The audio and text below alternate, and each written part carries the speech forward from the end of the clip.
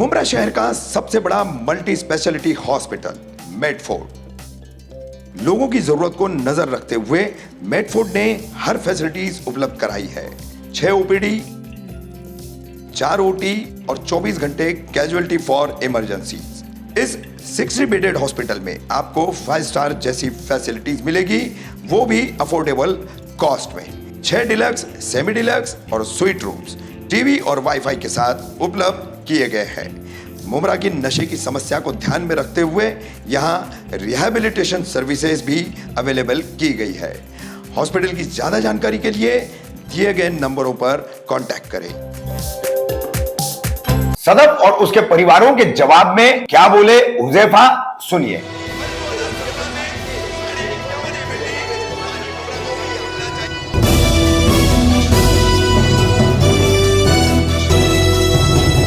रफीक कामदार हिंदुस्तानी reporter में आपका स्वागत है। एक सप्ताह पहले हमने आपको एक पारिवारिक विवाद की खबर बताई थी, जिसमें सदफ नाम की महिला फिनाइल पीने से आईसीयू में पहुंच गई थी और उसका आरोप था, उसके परिवार का आरोप था कि पति हुज़ैफा द्वारा उसको प्रताड़ित किया जाता है, मारा पीटा जाता है, उसके परिवार द्वारा उस पर जुल्म किया जाता है और बेटी पैदा होने की वजह से खास करके ये हो रहा है। इन तमाम आरोपों के जवाब हुज़ैफा इन्होंने अपनी क्या बातें रखी है, क्या पक्ष रखा है, सुनिए। हुज़ैफा भाई, आपने हमारी खबर देखी होगी, आपके अहलिया सदफ और उसके भाई ने काफी सारे इल्जाम आप पर लगाए। आपके जो भी मियाँ बीवी के तकाजे तनाजे हैं, जो भी है, काफी सारे आईसीयू में भर्ती हुई कि फिनाइल पिया मैंने या पिलाया गया, ऐसा भी इल्जाम लगा। क्या है पूरा मामला ये? भाई, उस दिन का असल हकीकत ये है कि मैं जो है अपने सफ़र से वापस आ रहा था और मैं गया हुआ था नासिक से मैं रिटर्न आ रहा था, पड़गा पहुंचा था और मेरी बेटी की तबीयत ख़राब थी, उसी गर्दन में दर्द था। तो मेरी बीवी ने जो है ना मुझे फ़ोन करके कहा कि भाई बच्चे को तकलीफ़ है, आकर के उसका मालिश कराने ले जाओ। मैंने कहा अम्मी के पास ले जा, ये भाई अम्मी मालिश कर देंगे। लेकिन उसने कहा कि ठीक है, मैं देखती हूँ। मैं 2 घंटे बाद जब घर पहुँचता हूँ तो मेरी बच्ची अभी भी वहीं तड़प रही है, बिलख रही है। मैंने बगैर सोचे उसको उठाया, ले गया, मालिश कराया। 1-1.5 घंटे में मैं घर वापस पहुँचता हूँ और बीवी से खाने के ताल्लुक से बात करता हूँ कि भाई ठीक है, खाना लगा। अब उस दौरान हम खाते खाते हम बहस कर रहे थे आपस में इस बात पे कि यार इतना वक्त हो गया, बच्ची को ले जाना चाहिए था। इन ताल्लुक से मेरी बीवी की जो है बहस चल रही थी और जो है ना उसने मेरी माँ के ताल्लुक से उल्टा सीधा कहा। तो हम दोनों ने जो है ना इस बात पे झगड़ा किया और इसी बात के चलते उसने अपनी माँ को फ़ोन करके रोते हुए ये अंदाज में कहा कि आज के बाद में तुम लोग बाजू में नहीं जाना, मेरा मायका और मेरा ससुराल आसपास में है, तो बाजू में नहीं जाना। ये कहते हुए उसने जो है ना उन लोगों को रोते हुए धमकी दी कि अगर तुम लोग वहाँ जाते हो तो मेरा मरा मुंह देखोगे। उसने इसके भाई ने ये बात सुनी है और वो भागता हुआ पहले मेरे घर पे गया और घर जाकर के मेरे घर का दरवाज़ा ठोकने लगा, पीटने लगा। उसको मालूम है कि भाई मेरे वालिद साहब घर पे नहीं है, वो एतकाफ़ में बैठे हुए गुजरात में, और जो है ना घर पे कोई मर्द नहीं है, मैं बाहर रहता हूँ, मेरा घर से ज़्यादा कोई ताल्लुक नहीं है, इसकी वजह से मैं अलग निकला हुआ हूँ घर से। उसके बावजूद भी उसके भाई ने घर पे दरवाज़ा ठोका। जब वहाँ से कोई रिस्पांस नहीं मिला तो मेरे पास आया, आते साथ मुझ पे हाथ उठाया और उसी दौरान जो है सदफ ने अपने भाई से चिल्लाते हुए कहा कि जो है ना इसको भाई तू चला जा यहाँ से, वरना मैं जो है ना अपने आप को कुछ कर लूँगी।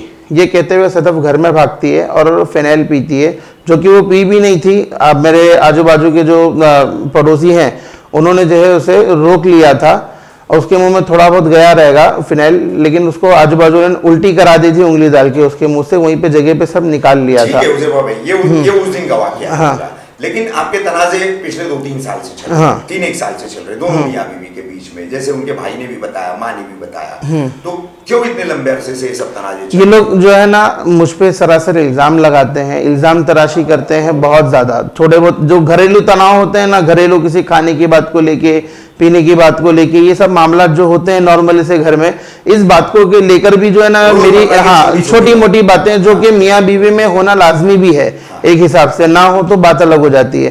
तो जो है ना उस बात को लेकर के भी वो जो है ना अपने घर वालों को इन्वॉल्व करना, उसके घर वाले उसमें दखल अंदाजी करना, मेरी बहन को ऐसा क्यों बोला, ये क्यों बोला, वो क्यों बोला, ये सारी बातों को लेकर के मुझ पर झगड़ा करना, अपने मेजॉरिटी होने का मुझ पे पावर दिखाना। मुझसे 2-3 बार उन्होंने मुझ पे हमला भी किया, जानलेवा हमला किया, मेरा घर का दरवाजा तोड़ दिया, मेरे को मारने के लिए करीबन 30-40 लोग लेकर के आए, तो और मुझे मारा भी। मैं पिछली बार पुलिस स्टेशन गया था तो उसने मुझ पे झूठे इल्जामात लगाए कि भाई मुझे मारा काटा, और मुझे ये धमकी देना कि अगर तूने दोबारा ये हरकत की तो हम लोग तुझे जो है ना खुद को जला करके तुझे अंदर करवा देंगे।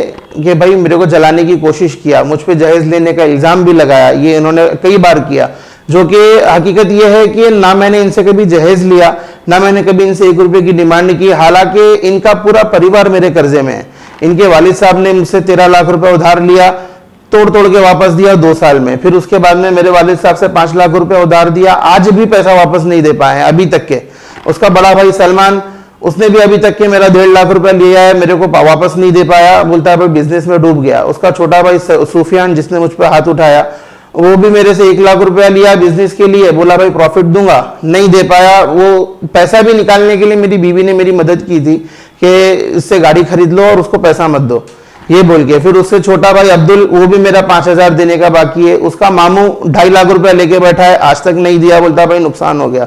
ये सारे लोग मेरे कर्जे में होने के बावजूद भी मुझ पर इल्जाम लगाते हैं उनके वकील के थ्रू कि भाई मैंने जहेज मांगा, मुझे डराते हैं कि डावरी केस डाल देंगे, जलाने का, मारपीट का केस डाल देंगे। और ये पहली बार नहीं है, इन्होंने 2-3 दफा मेरे साथ ये मामला किए हैं, मुझे मारा है, जिसकी वजह से जो है ना ये लोग ऑलरेडी मेरे पे काफी जो है ना इल्जामात लगाए हैं और मुझे इसी तरह परेशान करते हैं कि मैं अकेला हूँ, मेरे फैमिली यहाँ अकेली है, तो मुझे डराते धमकाते हैं। ये इनकी तरह से, जबकि मेरी बीवी एक और इल्जाम लगाती है मुझ पे कि मैं टॉर्चर करता हूँ, मैं उसको कहीं लेके नहीं जाता, कहीं घुमाता नहीं। ये मेरी बीवी मुझ पे इल्जाम लगाती है।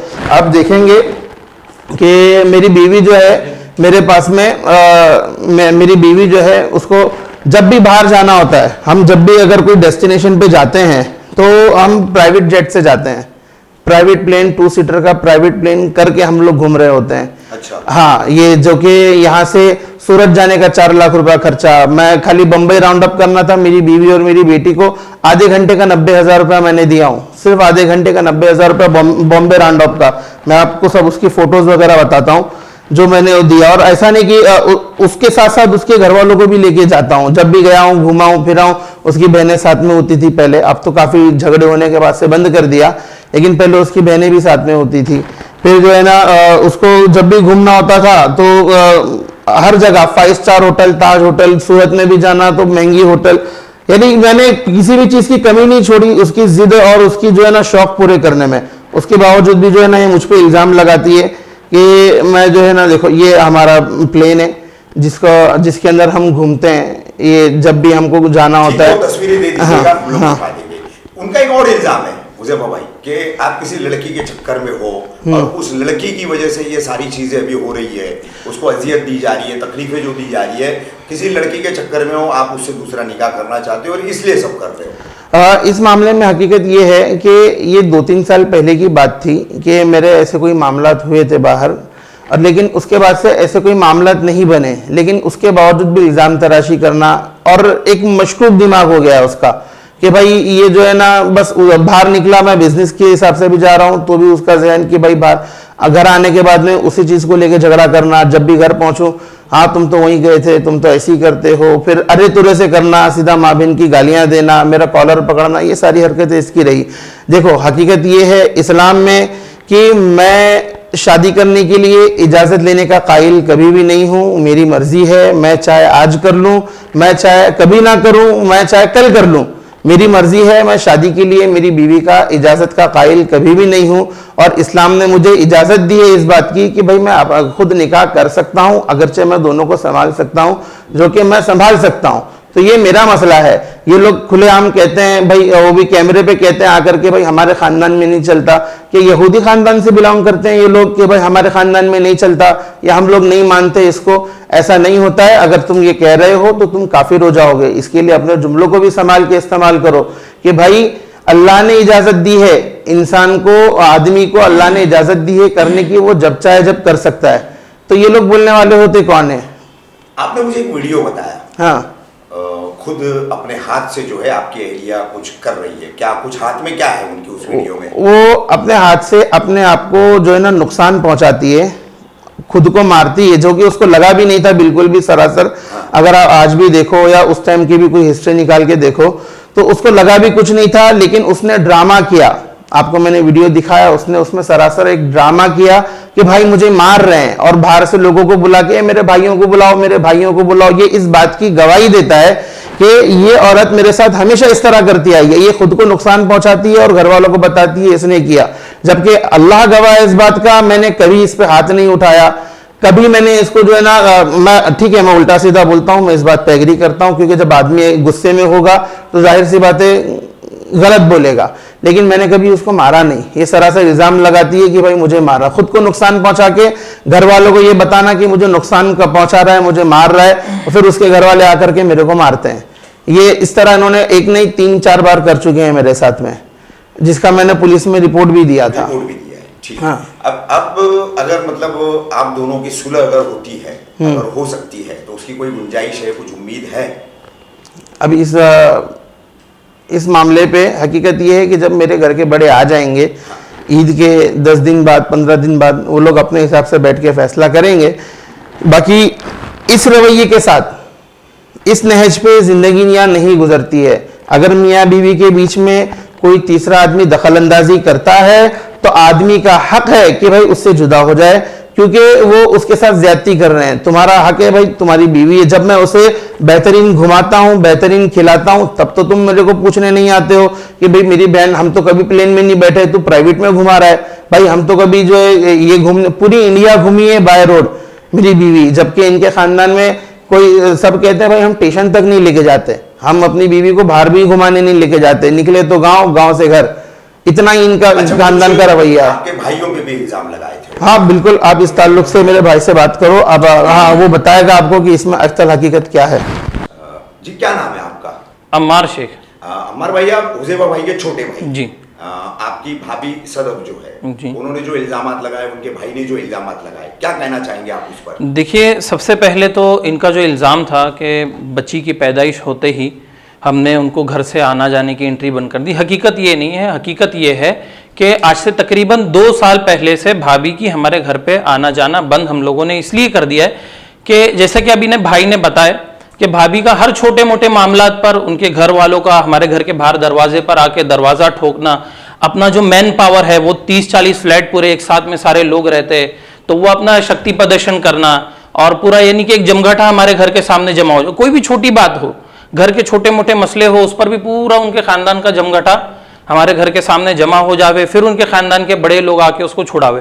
इन सारी चीज़ों से परेशान होकर हमने फिर आखिरी में ये फैसला किया कि भाई ये हमसे दूर रहे, सुकून से रहे, हमको इनसे कोई शिकायत नहीं है। तो इनकी जो है ना हमारे घर पर 2 साल से आना जाना बंद है, और दर हकीकत देखा जाए तो तरीका भी यही है कि अंजिलुन नासा बिमनाजिलिहिम, कि लोगों की जो सोच विचार जो कैटेगरी है उनके साथ में उस रवैये के साथ में पेश आया जाए। दूसरा इल्ज़ाम इन्होंने ये लगा दिया कि बच्ची पैदाइश होते ही हमने ये काम शुरू किया। आपको मैं ये बताना चाहता हूँ HR न्यूज़ के माध्यम से कि बच्ची के पैदाइश के दिन आप ये देख सकते हैं हमारे घर से ये मिठाई बांटी गई। ये देखिए 23 तारीख की पैदाइश, और ये 23 तारीख को ये मिठाई बांटी गई।